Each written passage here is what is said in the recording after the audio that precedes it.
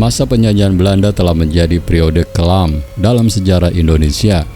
Fakta-fakta kekejaman seperti politik adu domba, tanam paksa, dan memiskinkan kaum bumi putra menyebabkan ingatan akan kekejaman Belanda semakin mengakar di pikiran orang Indonesia.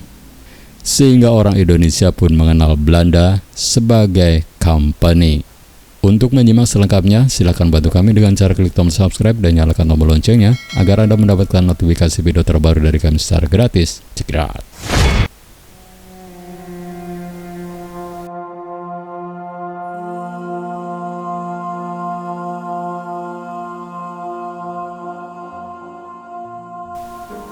Sahabat Sabda, kekejaman dan politik adu domba terhadap bangsa Indonesia selalu mengakar di pikiran orang Indonesia, sehingga orang Indonesia pun mengenal Belanda sebagai company.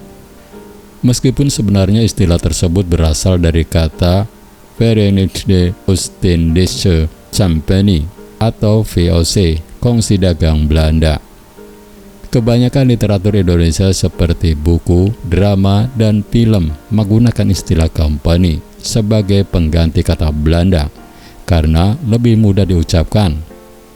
Bahkan Kamus Besar Bahasa Indonesia KBBI telah menyerap kata company sebagai persekutuan dagang Belanda di Nusantara pada pertengahan abad ke-17 sampai dengan awal abad ke-19.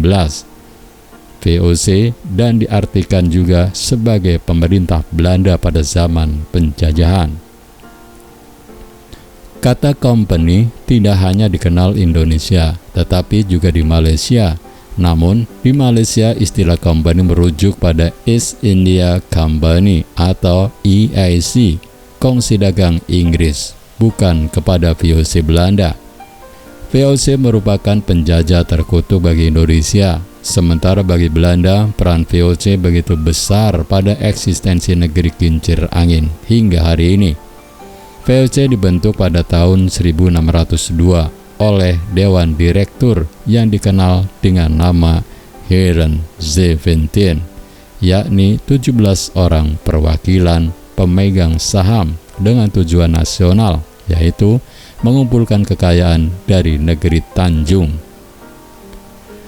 Peran VOC yang besar pada sejarah Indonesia dan Belanda sekaligus menjadi istilah company menjadi begitu populer dan mengakar di kalangan masyarakat Indonesia.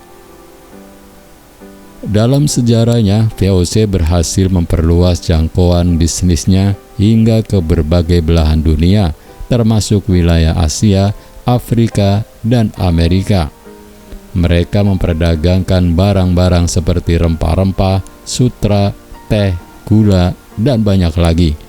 Namun VOC juga dikenal karena kebijakan kolonialnya yang kejam, termasuk praktek tanam paksa dan monopoli perdagangan yang merugikan rakyat setempat. Salah satu dampak buruk dari kebijakan monopoli perdagangan VOC adalah penghancuran sistem perdagangan lokal di Indonesia.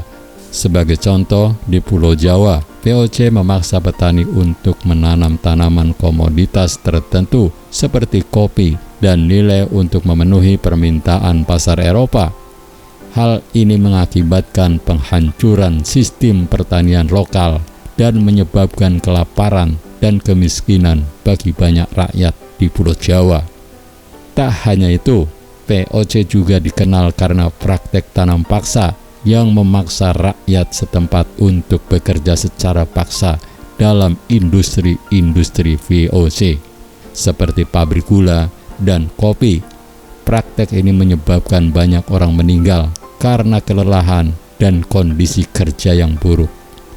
Meskipun VOC telah bubar pada abad ke-18, dampak dari kebijakan kolonialnya masih terasa hingga saat ini. Indonesia terus berjuang untuk mengatasi kemiskinan dan ketimpangan sosial yang berasal dari masa penjajahan Belanda. Namun sering dengan upaya-upaya ini, Indonesia juga belajar untuk memahami sejarahnya dengan lebih baik dan memperkuat identitas nasionalnya yang berakar pada perjuangan melawan penjajahan. Namun meskipun VOC memberikan kontribusi besar bagi kemakmuran Belanda, hal tersebut tidak dapat dijadikan alasan untuk mengabaikan kekejaman yang dilakukan selama masa penjajahan. Banyak sekali peristiwa-peristiwa kelam yang dilakukan oleh VOC, seperti politik adu domba antar suku-suku di Indonesia yang bertujuan untuk memperlemah persatuan bangsa, penerapan sistem tanam paksa yang menyebabkan petani Indonesia menderita.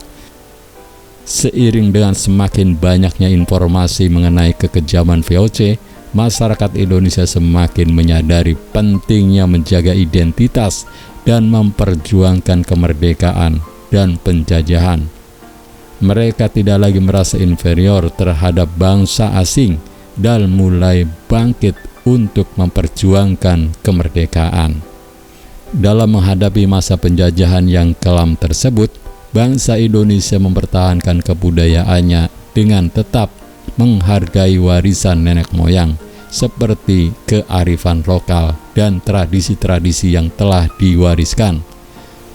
Salah satu bentuk pelestarian kebudayaan tersebut adalah dengan melestarikan bahasa Indonesia, termasuk penggunaan kata company untuk menyebut Belanda.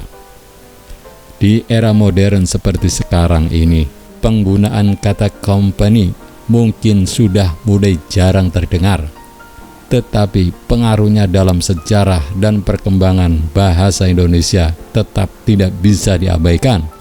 Sebagai bangsa yang memiliki sejarah panjang dan kaya, penting bagi kita untuk terus mempelajari dan menghargai warisan nenek moyang serta menjaga keutuhan identitas kita sebagai bangsa Indonesia.